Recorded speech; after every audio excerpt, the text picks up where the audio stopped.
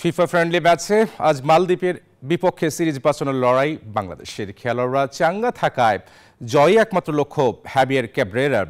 আর প্রথম ম্যাচের ভুল শুধরে দ্বিতীয় ম্যাচে দল কামব্যাক করবে প্রত্যাশা মিডফিল্ডার সোহেল রানার। অন্যদিকে প্রথম ম্যাচের আত্মবিশ্বাস কাজে লাগিয়ে জয় তুলে নিতে চায় মালদ্বীপ।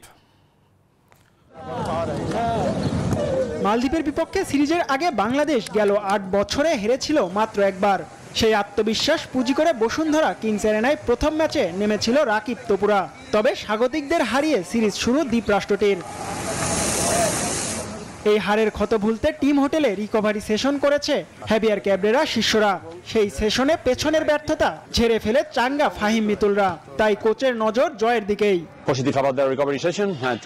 আমাদের জন্য ভালো খবর, খেলোয়াড়রা রিকভারি সেশনে শারীরিক ও মানসিক চাপ কাটিয়ে উঠেছে। ম্যাচে আমাদের চাওয়া বড় এবং এনার্জিও ভালো আছে, তাই জয় পেতেই মাঠে নামব।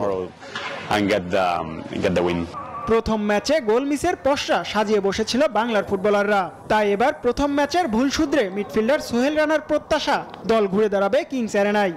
যেভাবে খেলছি ফার্স্ট ম্যাচটা, তো আশা করি আমরা সেকেন্ড ম্যাচটা খুবই আরো ভালোভাবে আমরা কামব্যাক করব।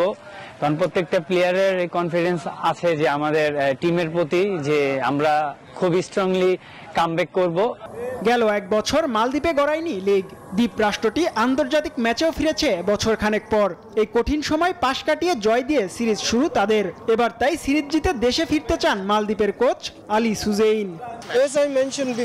আমার প্রত্যাশা আমরা জয় পাবো, কারণ দীর্ঘদিন পর খেলতে নেমেও প্রথম ম্যাচে জয় পেয়েছি। সে কারণে ছেলেরা খুবই আত্মবিশ্বাসী।